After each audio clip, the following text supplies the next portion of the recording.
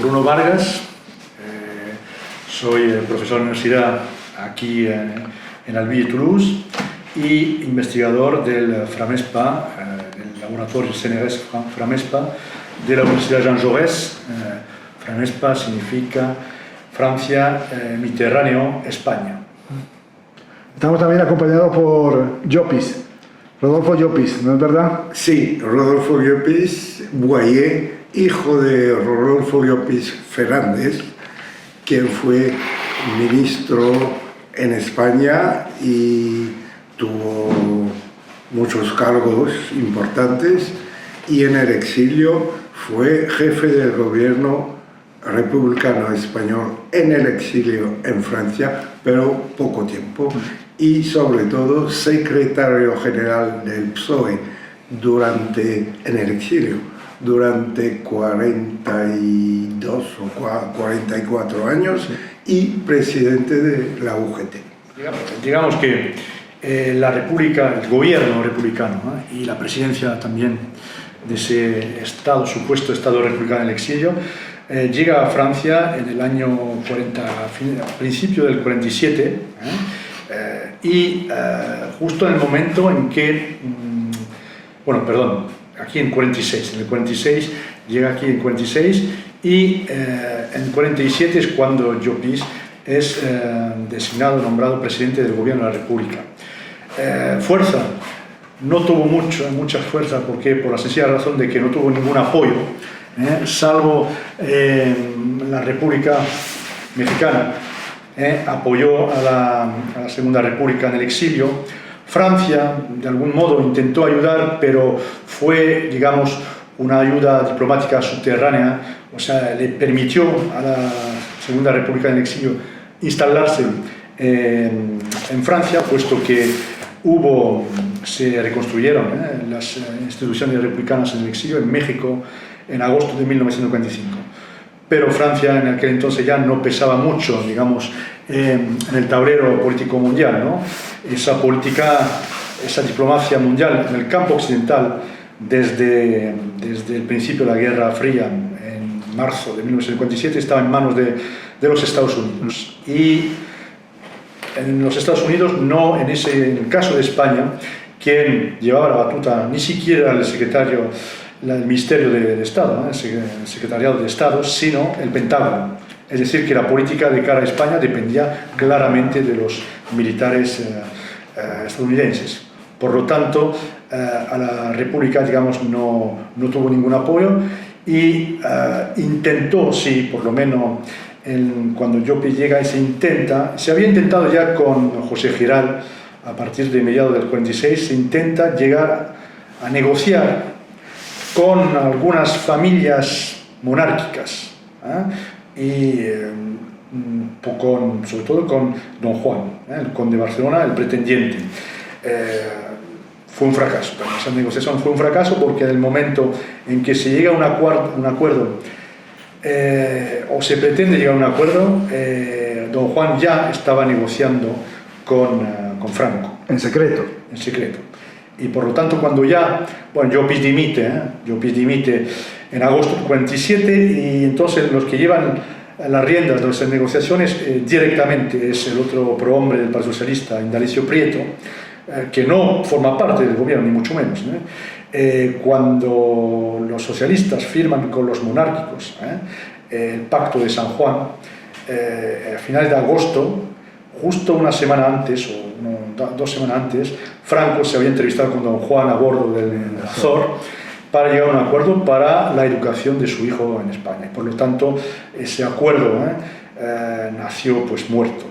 O sea que los socialistas querían una monarquía, tú me estás diciendo. No he dicho eso. Digamos que se llega a un momento en que se ve que el gobierno republicano no puede llevar a cabo esas negociaciones porque se niegan los monárquicos a negociar con el gobierno republicano. Y por lo tanto hay Prieto y algunos dirigentes del Partido Socialista intentan llevar a cabo unas negociaciones secretas con Don Juan, más que con Don Juan, con los consejeros de Don Juan, entre ellos Gil Robles, para llegar a un acuerdo en el que de momento no se hablaría del tipo de régimen, sino que llegar a un acuerdo para formar un gobierno de unión nacional. O sea que Franco era una especie de virrey, de regente.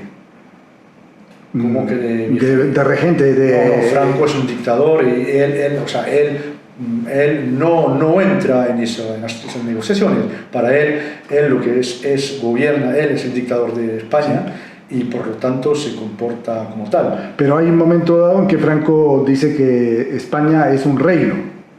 Y bueno, desde claro, siempre, o sea, se considera España como un reino sin rey. Habrá rey cuando se muera él.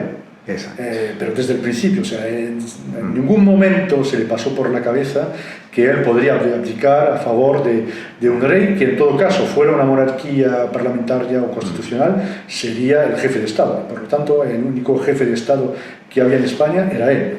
Y nunca, ni él ni las personas más próximas a él pensaron que el rey, Don Juan o otro, pudiese reinar en España estando él en vida. O sea que eso está muy claro. ¿El papel de Llopis en ese momento cuál sería? Bueno, por lo menos hasta el año 48, lo que se intenta es, 47-48, es primero instaurar de nuevo la República en España, pero luego ya a partir del año mediado del 46 entienden que hay que negociar con los monárquicos de Don Juan para llegar a un acuerdo, y ese acuerdo es desbancar a Franco. Pero claro, se dan cuenta, cuando lo he dicho antes, cuando empieza la Guerra Fría, en el 47, que no se puede hacer nada. Entonces se intenta, por lo menos, llevar unas negociaciones para ofrecer algo a los exaliados. Pero bueno, el problema de España no es un problema de dictadura, república o monarquía, como lo he dicho antes. Lo que interesa a la nueva potencia mundial de Estados Unidos es tener un país en paz, seguro, para poder instaurar sus bases. No, porque tiene que ser un país anticomunista, una barrera contra el bolchevique, contra... Bueno, está claro que los americanos, si prefieren una España sin comunista, o una España dictatorial, antes que una democracia con un partido comunista que formará parte de los partidos de esa democracia. Claro, es que esto hay que contextualizar en el clima de la Guerra Fría. De todo modo, eso del comunismo en España hay que tener una cosa muy clara. Comunista y Partido Comunista hasta la Guerra Civil es un pequeño partido con pocos militantes. Cuando el principio de la Guerra Civil, en el año 36, el Partido Comunista tiene un poco más de 5.000 militantes, es decir, que enfrente de la Falange tenía 3. El gran partido de la izquierda en España siempre ha sido el PSOE. Sí. Lo que pasa es que luego en la Guerra Civil todo lo cambia todo. Es decir, que el Partido Socialista llega, cuando empieza la Guerra Civil, es un partido muy dividido, un partido con dos o tres bandos, se puede decir, o sea, fracciones dentro del partido, y luego el único partido, digamos, de orden, con disciplina, es el Partido Comunista. Muchas de las juventudes del Partido Socialista Obrero Español, las juventudes socialistas, se pasan a las juventudes socialistas unificadas y por lo tanto vienen a engrosar, ¿no?, las filas de las juventudes comunistas, y luego el Partido Comunista, debido a su política durante la Guerra Civil y el apoyo militar de la Unión Soviética, hace que se convierta en ese gran partido de la izquierda. O sea que aquí en Francia el protagonista es más el Partido Comunista que el socialista. ¿Tú crees? No, pero estamos hablando, estaba hablando de la Guerra Civil. No, aquí en Francia. Bueno, es que luego si entramos en el exilio, primero, el Partido Comunista Español sí que va a tener mucha importancia durante la resistencia, sobre todo a partir de la refundación del 14 Cuerpo de Guerrilleros. Gran parte de la resistencia es comunista, pero no hay que olvidar también a la resistencia anarquista. Los socialistas, habrá algunos sí en la resistencia, pero no como socialistas a título personal, porque el PSOE no está primero, prácticamente ha desaparecido. A partir de 1940 desaparece, los líderes están en México, no hay consignas porque el partido está muy dividido entre los partidarios de Negrín por una parte y luego los partidarios de Largo Caballero. En Francia quedan solamente los grandes líderes, quedan 3 o 4, entre ellos Largo Caballero, Llopis, también Pascual Tomás, que tampoco era un gran sindicalista, pero no formaba parte de los grandes dirigentes. Está Trifón Gómez y poco más. O sea, no hay una ejecutiva que le diga a los socialistas hay que crear grupos de resistencia. Sí que habrá socialistas, sobre todo en los enlaces, pero la resistencia armada está ocupada por comunistas y anarquistas. Se tiene la imagen que aquí los comunistas con Santiago Carrillo, con la Pasionaria, ¿no? Era un poco... La Pasionaria, ni Carrillo estuvieron aquí durante la Segunda Guerra Mundial, estaban en la Unión Soviética o en Cuba. No. Lo que pasa es que luego, con el papel del Partido Comunista, que por cierto, ese papel de los guerrilleros no eran dirigentes del Partido Comunista, que todos estaban fuera. Bueno, esto no es hacer ningún juicio moral, sino que no estaban en Francia. Los que rehacen el Partido Comunista aquí en España son cuadros medios o militantes de base. Cuando Carrillo vuelve ya a mediados de agosto, ya cuando se ha liberado París y parte del sur de Francia, y es cuando entonces se hace con las riendas del partido en Francia y va quitando poco a poco a aquellos militantes que habían hecho la resistencia. Sí que va a tener un papel luego durante 5 años, hasta 1950, año en que Francia ilegaliza el Partido Comunista, entonces tienen que exiliarse los dirigentes comunistas, también los militantes, algunos hacia países del este, otros hacia Córcega o bien Argelia, tienen que quitar el suelo por lo menos de la metrópolis, o sea, Francia. Pero lo que sí, y eso va a ser, entonces quedan comunistas, pero no el Partido Comunista en sí, no quieren tener sede aquí en Francia, porque es un partido ilegalizado a partir de 1950. El que sí pueden llevar una política, digamos, normal, entre comillas, es el Partido Socialista, la UGT, la Unión General de Trabajadores, la CNT con algunos problemas también, pero los que van a llevar una vida normal, estructurada, con congresos, 12 congresos aquí, son el Partido Socialista Obrero Español y la UGT. ¿Es verdad que la decisión de entrar en la OTAN se tomó en esos años? Que tenía que ser el PSOE atlántico y no, evidentemente, cuando en efecto, la Unión Soviética, ¿no? Quien defiende esa política de cara a la OTAN, ese ingreso, es Prieto, Indalecio Prieto.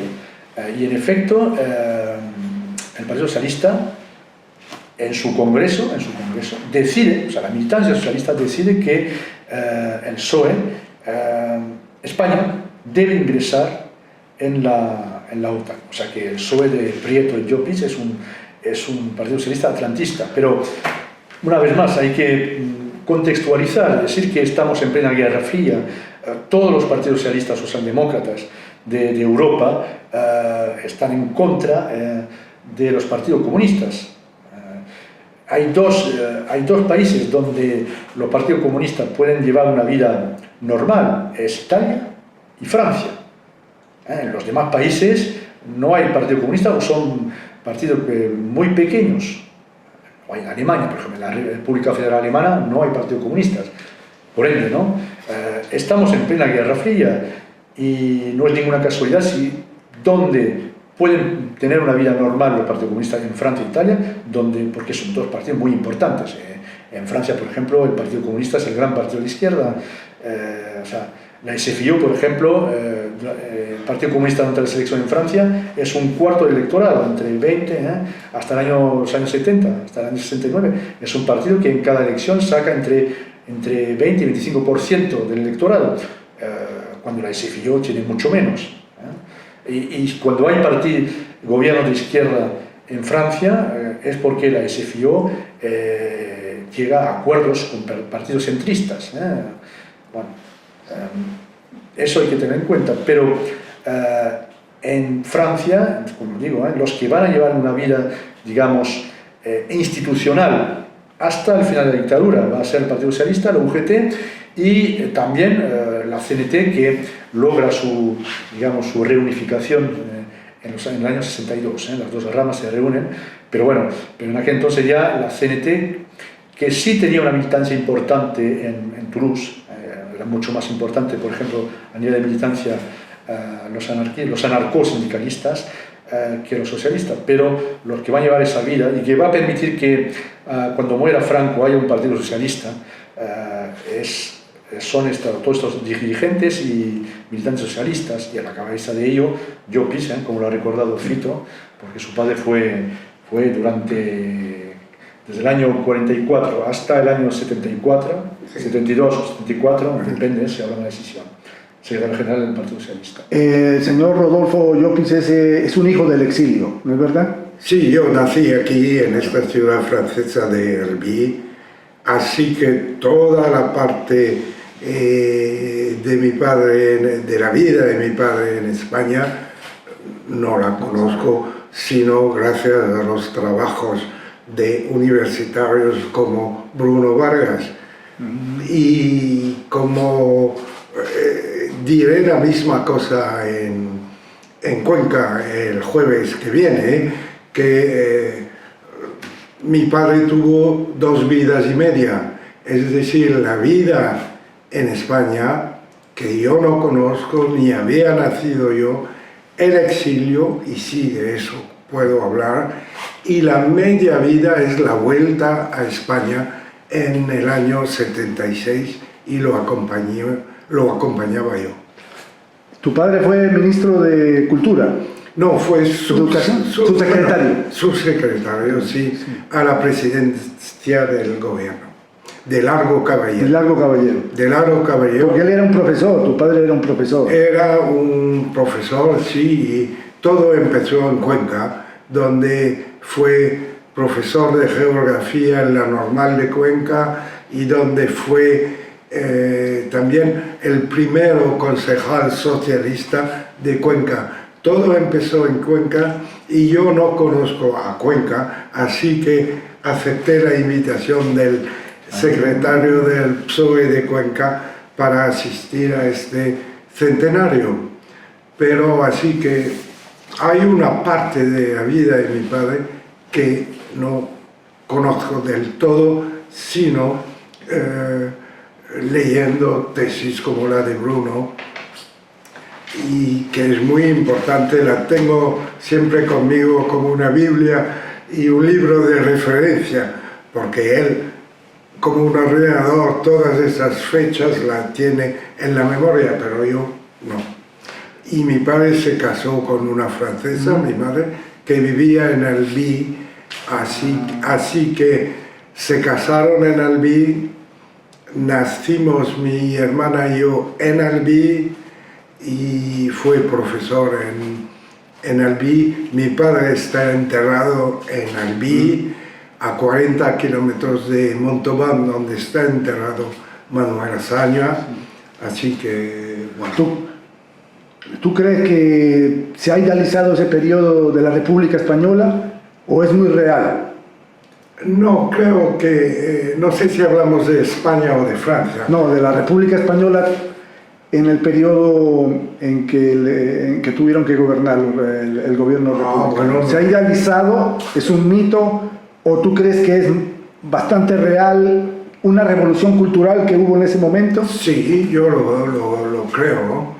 Creo que hicieron un trabajo en estos pocos años de la República Española, pero un trabajo inmenso, y el de mi padre en la instrucción pública fue enorme, enorme. Porque se decía que aproximadamente el 60% de la población era analfabeta en España. Eso es, y intentó cambiarlo todo creando escuelas y desarrollando muchas cosas. Claro. Sí, eso es, está en todos los libros, es una evidencia, hasta una tesis en Alicante de una cierta, ¿cómo se llama? Una cierta, no me acuerdo su nombre, sobre el ideario pedagógico de Rodolfo Llopis y cosas de esas. Y bueno, hay dos tesis doctorales, la de Bruno en Francia y la suya en España. ¿Y tú en qué momento de tu vida te diste cuenta de que lo que estaba sucediendo en España, de la dictadura franquista? Que tuviste conciencia.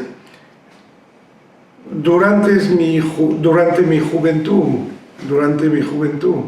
Y bueno, cuando mi padre, esto es una anécdota, pidió permiso a Largo Caballero para venir a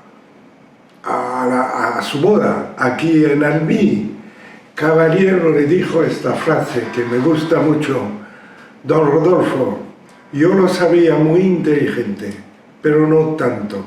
Ya bien sabía que íbamos a perder la guerra y se casó con una francesa. Así que usted tiene una mujer en Francia, un hogar en Francia. Y mi padre contestó: señor presidente, mi casa será siempre la suya. Y fue el caso. Caballero vino a refugiarse aquí en Albi, en nuestra casa, un poco tiempo. Eso es una anécdota que me gusta mucho y me gusta mucho contar. Tú sabes que hubo una polémica entre tu padre y Felipe González en un momento dado por el dominio del Partido Socialista, ¿no? Sí, sí. Bueno, un gran debate. Y sí, que en ese momento, después del debate, pues, bueno, hubo una escisión del Partido Socialista, sí, ¿no? Sí. Y además hubo aquí en la ciudad de Albi una cumbre franco-española, Felipe González Mitterrand. E inmediatamente Felipe González pidió permiso a mi madre para visitarla y mi madre se negó. Bueno, encontró un pretexto, que estaba enferma, pero le escribió una carta y la carta yo la entregué a Felipe González. Fue a la cumbre con mi hermana y le entregué la carta, pero mi madre, harta de la política y de la actitud de Felipe, se negó a recibirlo en su casa, que estaba aquí a algunos metros de la universidad. Y yo fui. Desgraciadamente los periódicos se cogieron la noticia, la reconciliación del hijo de Llopis con lo que era totalmente falso. Pero intercambiamos una conversación de media hora y estaba presente, ¿cómo se llama?, el ministro de Negocios Extranjeros españoles de Felipe, Javier Solana. Estábamos los cuatro, mi hermana y yo, Solana y Felipe, y hablamos, intercambiamos. Sí. ¿Tú crees que en ese momento en que se rompe el Partido Socialista, no, porque no fue en Suresnes ya fue otra cosa, una cosa diferente, sí, fue antes, ¿no?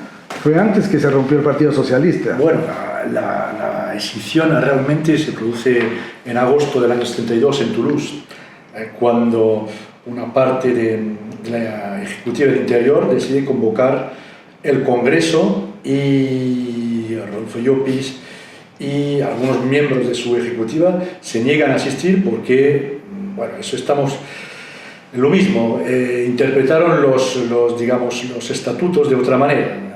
Realmente solo podía convocar el Congreso el secretario general.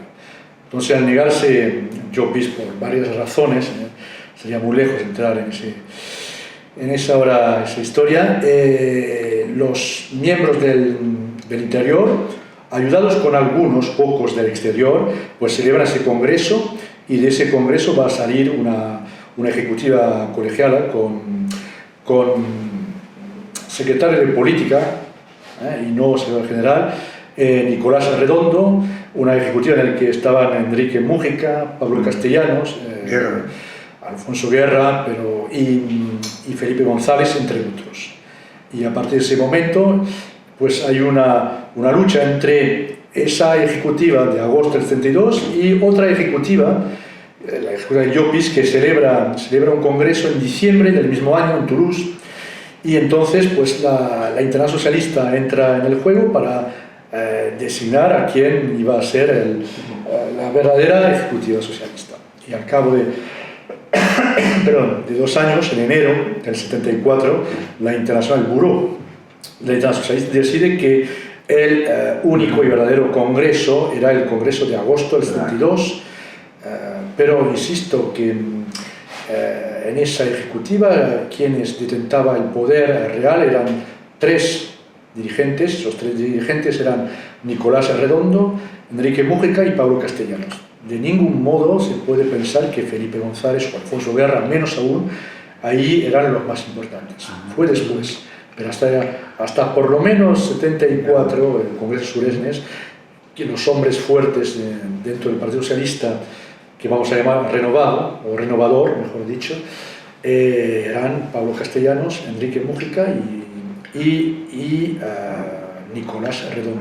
Tú me estás diciendo que la Internacional Socialista de Willy Brandt y, bueno, todos estos personajes fue la encargada de poner al PSOE del interior, de elegir al PSOE del interior. Yo no he dicho eso, No he dicho eso. Yo, como historiador, no entro en esa polémica. Lo único que, primero, no era la Internacional de Willy Brandt, porque Willy Brandt todavía era canciller cuando empieza la decisión. Fue presidente internacionalista ya cuando dimite de su cargo de canciller en el año 74. Por lo tanto, eso no significa que el Partido Socialdemócrata no actuó, pero cuando se miran las actas, el Partido Socialdemócrata tiene una posición bastante equilibrada. Por lo tanto, todo lo que se ha podido escribir sobre el papel del Partido Socialdemócrata no es verdad, y demuestra un total desconocimiento de dónde estaba realmente el poder. Cuando se habla de la Internacional Socialista, es algo que no se tragó mi padre, miembro fundador de la Internacional Socialista, que lo echen. Y me contó muchas veces que si me echan con un congreso que habré convocado yo, que habré un congreso, como lo dijo Bruno, un congreso lo convoca el secretario general. Si este congreso tiene lugar y que me echen, me voy. Pero si es otra cosa, fue otra cosa. No, porque había unos jóvenes, o sea, era la juventud contra la vieja guardia, ¿no? Sí, pues sí. Claro, una vieja guardia, no sé, ellos decían que estaba anquilosada. Sí, bueno, eso. Ellos decían, claro, los renovadores y los socialistas del interior, no, ellos son viejos, que no tienen una idea ya retrógrada. Era ¿no? otra generación, una generación nueva, como lo dices, de jóvenes, y que ni siquiera, muchos de ellos ni siquiera conocían el nombre de Llopis. Pero ellos lucharon en España, ellos eran clandestinos, toda esa gente del Partido Socialista, esos jóvenes socialistas eran clandestinos. Había clandestinos y tenían reuniones con los socialistas franceses del PSOE, reuniones clandestinas, y en lugares muy raros, para que la policía francesa o la policía franquista sobre todo no se enteren. Hasta reuniones, esto es otra anécdota, una vez salió de casa y dijo a mi madre: voy al peregrinato de Lourdes.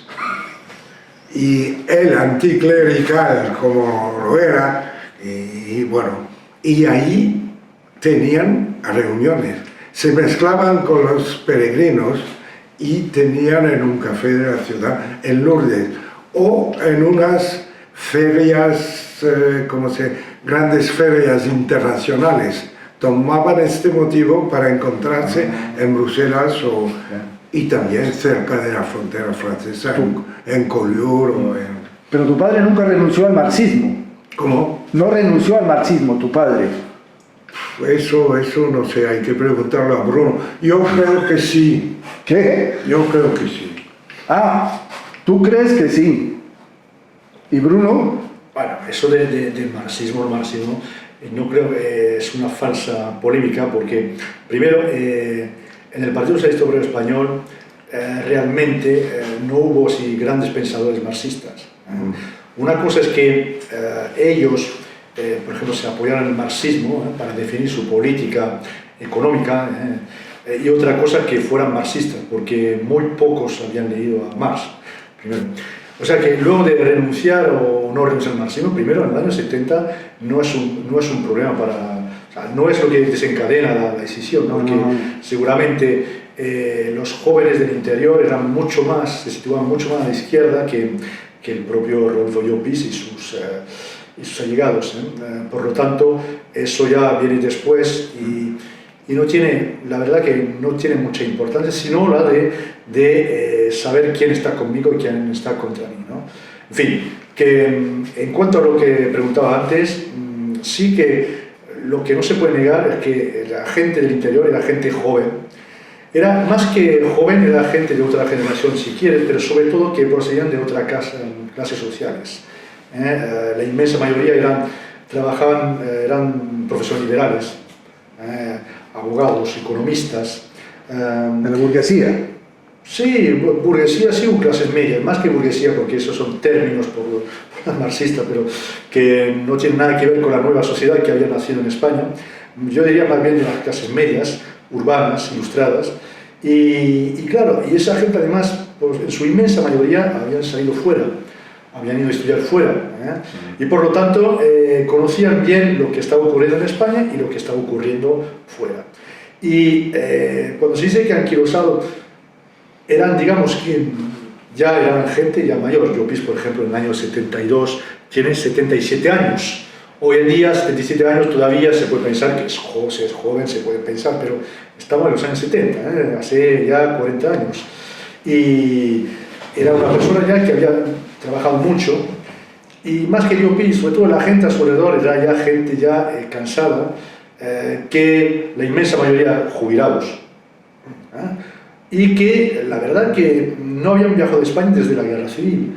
Por lo tanto, si bien Llopis estaba al corriente de lo que estaba pasando en España, porque recibía montones de dossiers, de informes, él sabía muy bien lo que había pasado. Bien, es verdad que no estaba al tanto del día al día. Y esa gente, esos abogados, esos sindicalistas, algunos como Nicolás Redondo, que estaban, claro, en la lucha diaria, en el caso de los sindicalistas, no en el caso, por ejemplo, de Felipe González o de otros, ¿no? Que sí sabían lo que estaba ocurriendo en España y por lo tanto representaban a las nuevas generaciones. Y otra cosa que también puede explicar la decisión y que hay que tener en cuenta es que a nivel de la Internacional Socialista, los amigos de Llopis, los que con él habían refundado la Internacional Socialista en el año 51, ya se habían ido. En los partidos socialistas, el francés, el italiano incluso, el alemán, ya los que estaban acostumbrados a Llopis habían pasado mano, habían llegado otras personas, y estas personas también eran de la misma generación que los Felipe González y sobre todo Nicolás Redondo, como he dicho, y Pablo Castellano, que era quien en el Partido Socialista del Interior llevaba todos los asuntos internacionales. Por lo tanto, yo creo que hay que ver esto también, había una lucha más que política, sí, por supuesto, yo creo que había, y eso lo reconocen todos, un afán de hacerse con el poder en un partido que se sabía perfectamente que iba a ser el partido de la transición, un partido de izquierda moderada, y por supuesto, claro, entonces lo que pasa es que todas las personas que estaban en la ejecutiva de Llopis, la parte del exterior, como he dicho, eran ya personas que tenían más de 65, 70 años, y por lo tanto esas personas no hubiesen podido llevar a cabo la política de primera mano. ¿Por qué? No solamente porque ya eran personas ya veteranas, sino que tenían un concepto del socialismo diferente al nuevo concepto del socialismo que estaban haciendo, pero que estaban haciendo en todos los países de Europa. En Francia, yo después, en Italia no lo vemos, porque desapareció. La República Federal ya estaba en marcha ya desde mediados de los años 60, o sea, todo ese socialismo nuevo, entonces había que adaptar el socialismo español. Bueno, y es lo que se hizo. Luego ya, todo lo que se ha escrito hasta ahora no se ha aprobado, y por lo tanto todas esas ayudas de la CIA, todas esas cosas, son más bien conjeturas. No, pero se habla mucho también de Isidoro, que tuvo protección de Franco, no sé, ¿tú qué crees? ¿Tú qué piensas? ¿Que Isidoro estaba protegido por Franco? Pues no sé, francamente no puedo contestar. Porque él iba y venía, ¿no? Él entraba en España, ¿no? Felipe González no estaba exiliado.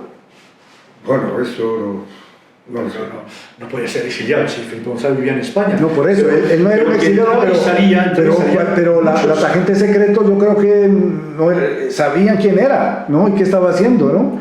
Pero por supuesto, pero es que espía había por todos lados. En Francia también se sabe que los consulados en las casas de España en aquel entonces eran un nido de espías, pero ellos, si lo dejaban salir, porque así le podían seguir los pasos. O sea, que eso desde que tuvieran...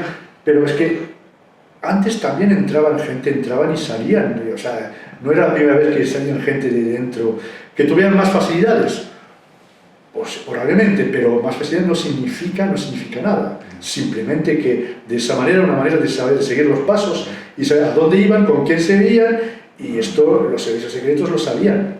Pero bueno, de eso a hacer que ello fue protegido por, ya a lo mejor de momento no se puede, o sea, se podrá saber cuando se abran los archivos, si un día se abren los archivos secretos, pero eso dentro de 50 años.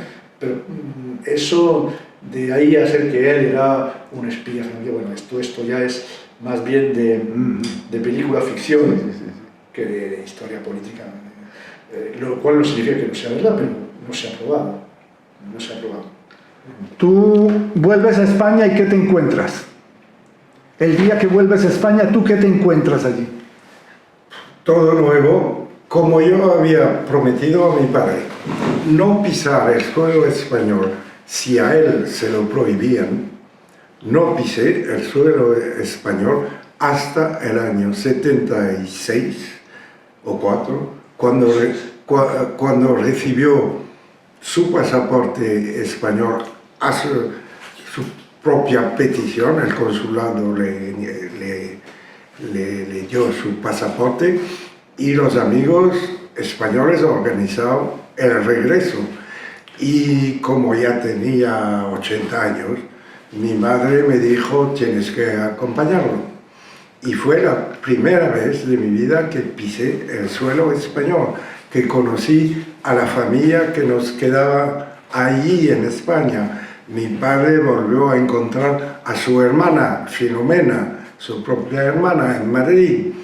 Y bueno, yo todo lo descubrí allí. Pues, viajamos de Barcelona a Alicante, a Madrid, y bueno, fue un regreso bastante emocionante para mí, y él, sin hablar. Porque él dice que se quiso presentar a la política, se presentó a la política española. Desgraciadamente. ¿Por qué? Desgraciadamente. Tenía 80 años.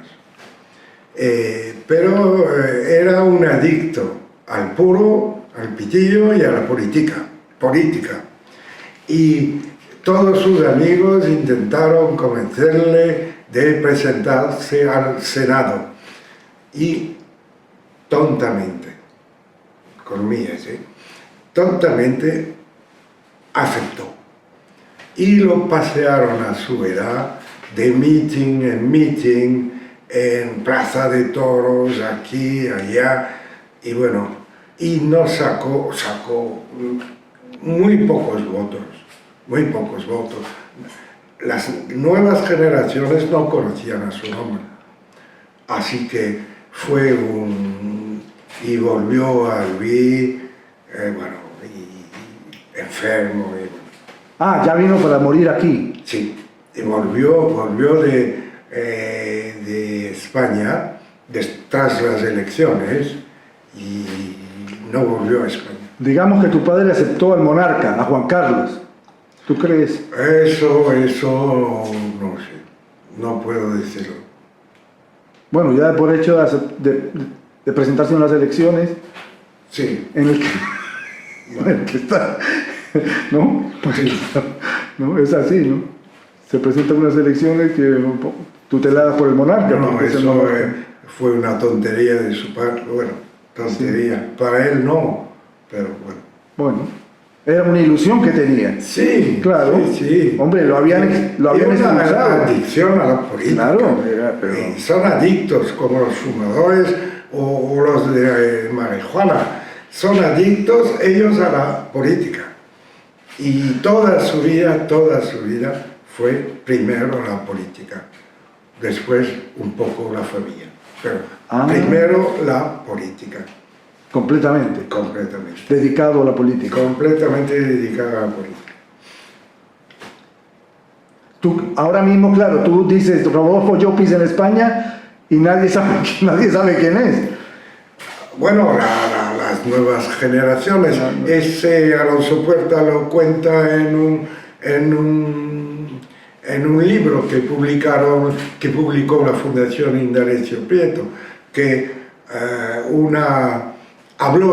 hablaba de Rodolfo Llopis con una política socialista española, y yo digo, ¿quién es Rodolfo Llopis? Y bueno, natural. Yo digo natural. O sea que una condena al olvido. Bueno, al olvido sí. Así que cuando hablan mucho de deber de memoria y deber de conocimiento, Jorge Semprún me dijo, no hables más de deber de memoria, que la memoria puede padecer de amnesia. Habla de deber de conocimiento. Claro. Yo conservo las dos palabras y lo diré en Cuenca. Aquí para muchos es un deber de memoria que estoy haciendo yo, pero para muchos de muchos compañeros más jóvenes es un deber de conocimiento. Es la memoria histórica de España. Sí, es una memoria histórica. Y eso sí. Pero que también el Partido Socialista se ha encargado de anularla. El propio Partido Socialista no... Claro, ellos no... Eso es otro tema. Y lo que voy a decir en Cuenca, que bueno, estos 34 años de PSOE en el exilio forman parte de la historia del Partido Socialista. Forman parte y, bueno, el olvido... ¿Y tú cómo ves que hoy el Partido Socialista se ha derechizado? Se ha monarquizado.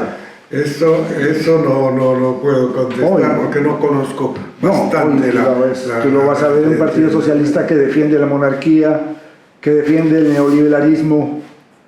Claro, los banqueros, que está lleno de corrupción. Sí. ¿No? Claro. Y ahí voy a contar la vida del PSOE en el exilio en Toulouse, las condiciones materiales, cómo vivieron estos años luchando para poder ser una alternativa democrática cuando muera Franco. Pero voy a decirles, no hay que olvidar esos años de exilio. El Partido Socialista estaba vivo, en orden de marcha, con los congresos, con los afiliados, se quedó en orden de marcha, no desapareció durante estos 34 años de exilio, y eso no hay que olvidar. Como hay una frase que todos dicen: un partido sin historia es un partido sin porvenir. Bueno, eso está en la historia del Partido Socialista de Pablo Iglesias. La ética y la moral. La ética y la moral. Eso fue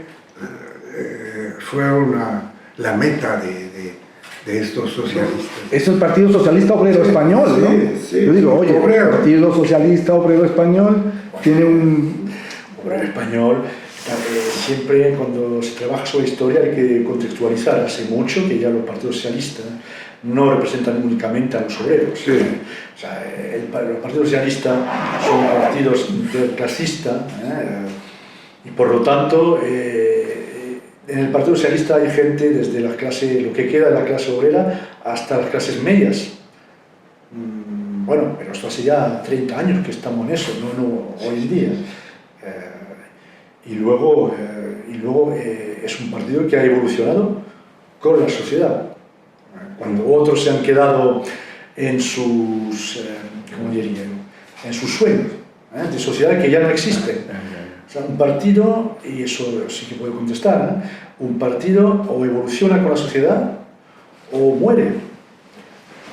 Claro, y es lo que ha pasado con lo que está pasando.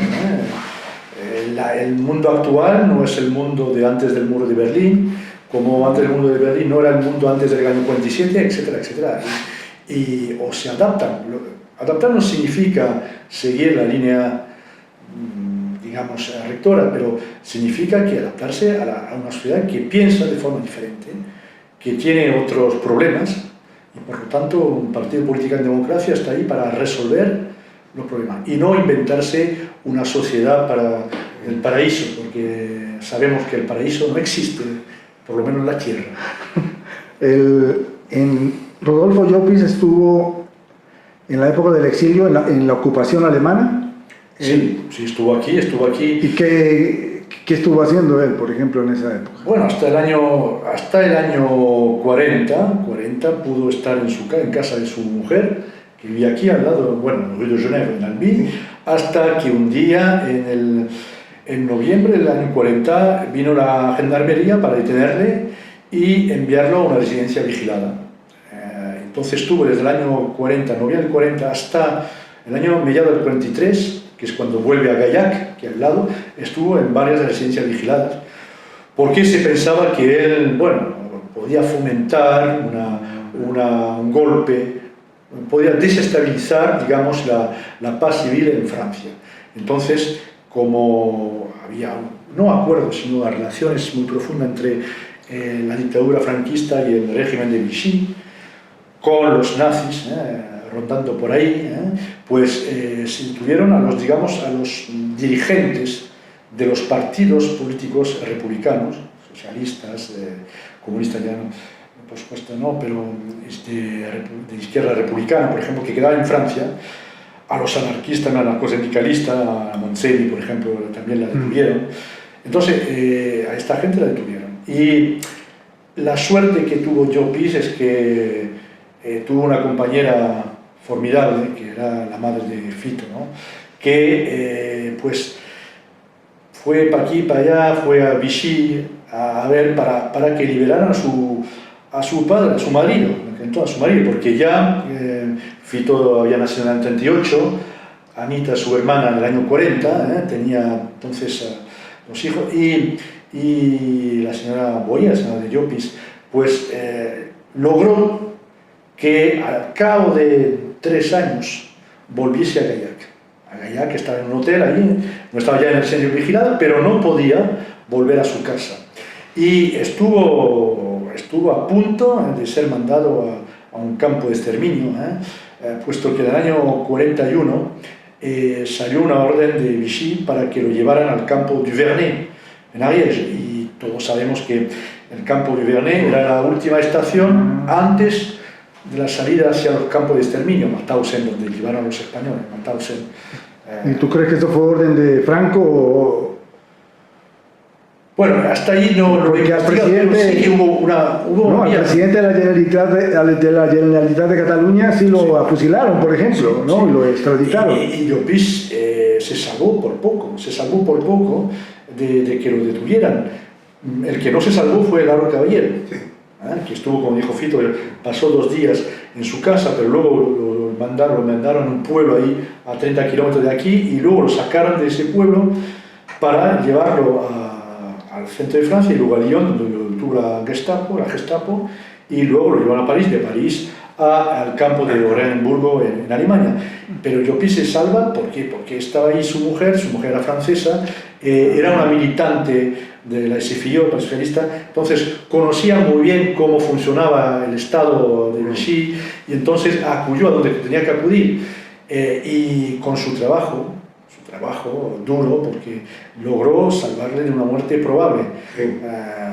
Otros no tuvieron la misma suerte, Y Llopis entonces tuvo, y luego a partir del año 42, Llopis y su mujer entran en un grupo de resistencia que se llama France au Combat, Francia en el combate, aquí, que estaba por toda esa zona, y entran ya en ese grupo de resistencia, ¿no? A partir del año 42. Y luego ya, en el año 44, cuando se libera Toulouse, Albi, todo el sur de Francia, es cuando ya, entonces, acude a Toulouse, y ahí es donde se produce, en lugar, el primer congreso, septiembre del 44, y ese congreso lo elige el secretario general. Y a partir de entonces, durante 12 congresos, será elegido y eso es importante decirlo, de forma democrática, por la militancia socialista, en el exilio y en el interior, aunque es verdad que en el interior podía votar, pero no podía estar en la tribuna del Congreso, por razones de seguridad, lo eligieron a él. O sea que no se es el secretario general durante más de 36 años, 28 o 30 años, si no se es un dirigente con grandes cualidades. Y además Llopis tenía, aparte de sus cualidades de político, de haber sido un gran dirigente en España, de haber sido, y se dice, y se recuerda más esa faceta del personaje, el gran ideólogo, el gran reformador de la escuela española, el laicismo en la escuela es él, las grandes reformas de los años 31-33 es él. Y entonces, claro, Llopis tenía esas cualidades y también hablaba francés. Era afrancesado. Sí. No, bueno, afrancesado es un término que no está en el contexto, pero sí que era un francófilo. Un francófilo, por supuesto. Además, Llopis había sido lector en Francia en la Escuela Normal de Auch, o sea, conocía el francés de ahí, conocía mucho a los ideólogos de la Revolución Francesa, había leído a Jean Jaurès, Condorcet, y también, antes de ser un gran político, había sido un gran sindicalista de enseñanza. O sea, Llopis viaja mucho en los años 20 a Rusia, es uno de los pocos sindicalistas de la Europa, lo que hoy se llama Europa del Oeste, digamos de occidental, que había podido acudir invitado por Zinoviev al Congreso Pano-Ruso de la Educación en el año 28, y se queda ahí 6 meses, y entonces ahí estudia un poco el sistema educativo soviético, y entonces vuelve digamos, para él lo que saca de ahí es el esfuerzo del Estado, toda la voluntad política y económica que pone el Estado en la educación. Ahora, lo que no le gusta, y lo dice claramente en su libro, es que ahí hay una especie sobre los niños, se le inculcan la visión comunista totalitaria, y él no está de acuerdo con eso, no está de acuerdo con esa escuela que, y lo dice muy claramente, que está ahí para formar a pequeños comunistas. Y él dice, no, claro, nosotros lo que queremos es respetar la conciencia de los niños. Es la gran diferencia entre la revolución de la escuela española y la revolución rusa. Zinoviev decía, cueste lo que cueste, hay que apoderarse de la conciencia de los niños. Y lo que dice Llopis y los pedagogos republicanos, cueste lo que cueste, hay que respetar la conciencia de los niños. Ahí está la gran diferencia, y por ejemplo, yo nunca, como otros dirigentes, nunca estuvo cerca del Partido Comunista. A él nunca se le pasó por la cabeza de que podía pasarse al Partido Comunista, como otros, ¿no? Por ejemplo, el pueblo Largo Caballero, que nunca se pasó al comunismo, pero sí intentó una unión con el Partido Comunista en los años 35, 36, pero a él, bueno, Largo quiere hacer esto porque piensa que el Partido Socialista podrá, digamos, dominar, controlar el Partido Comunista, lo cual era un error y un desconocimiento total de lo que eran los dirigentes comunistas, lo que era el Partido Comunista, ¿no? Pero yo Piren, sin embargo, nunca, o sea, y luego cuando llega la Guerra Fría, entonces ya se convierte en un anticomunista, no anticomunista, no es anticomunista, pero un anticomunista, Partido Comunista sí. ¿Por qué? Porque siempre, nunca se tuvo esa visión totalitaria ni de la educación ni de la vida política, ¿no? Porque Llopis tiene que haber sido uno de los más grandes enemigos del Franco porque era un masón. Y Franco era, claro, la masonería, el judaísmo, ¿no? Era un enemigo por eso, muy enemigo. Es un masón, un ateo. Sí, bueno, ateo seguro, el masón también, además fue maestro de la masonería, ¿no? Entra en masonería en el año 22 y en el año 31 es vicepresidente de la Junta Suprema del Gran Oriente de España, y a lo largo de la República, en el año 36 incluso, le proponen como gran maestro. Él lo rechaza porque está en la política y no tiene tiempo para dedicarse, ¿no? Pero él siempre fue masón. Cuando estuvo aquí en el exilio, estuvo en dos logias, una que era Renovación en Toulouse y luego Franklin Roosevelt en Montauban, hasta que en el 62 se pasó, digamos, a los durmientes, como se suele decir en la francmasonería, porque ya no podía acudir a las tenidas. Entonces dijo que él, después de haber sido lo que había sido en el Gran Oriente de España, no podía seguir así. Entonces pidió a que dejaran pasar que fuera un masón durmiente, pero siempre fue masón, pensó, claro, y eso, claro, eso es un elemento más para ser un feroz adversario, enemigo, más que adversario de Franco y su dictadura. Claro. Porque además, sí que hay un cambio en Llopis y en todo el Partido Socialista, en los años 50, es que ya abandonan esa idea de la gran revolución y que piensan, eso sí que es verdad, piensan que lo más importante es la libertad. Y si hay que llegar a la libertad llegando a un consenso dentro de las fuerzas políticas españolas, pues se hará ese consenso. O sea, lo más importante es la democracia para él y todo el Partido Socialista. A partir de los años, ya incluso finales de los 40, ya se abandona esa idea de la revolución socialista. Siguen siendo, antes me preguntaba si eran marxistas, siguen pensando en concepto marxista, pero claro, abandonan toda idea de llegar al poder por la fuerza, por la revolución.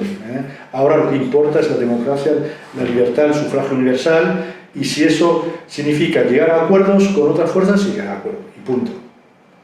O sea, pero siguen, la filosofía marxista le siguen para entender la sociedad capitalista. Eso nunca lo van a negar y nunca van a renegar de esa filosofía marxista para entender lo que está pasando en la sociedad capitalista. Pero, como te he dicho, eso de lo más importante es la democracia, la libertad. Para ellos la libertad política, y por lo tanto solo pasaba por una democracia como se tiene, digamos, en lo que es nuestro mundo. Sí, pero como no soy ni un político, ni un universitario, todo lo que pueda decir sobre mi padre son cosas de la vida de todos los días, cómo viví el exilio a su lado y cosas de esas, anécdotas y nada. Sí. Una cosa, ¿tú piensas que Felipe González fue un traidor a tu padre? La pregunta es muy difícil, no lo sé, no puedo contestarla. esta pregunta. Muchas gracias. Gracias, profesor Nada, Bruno. Muchas Ha sido un placer de verdad.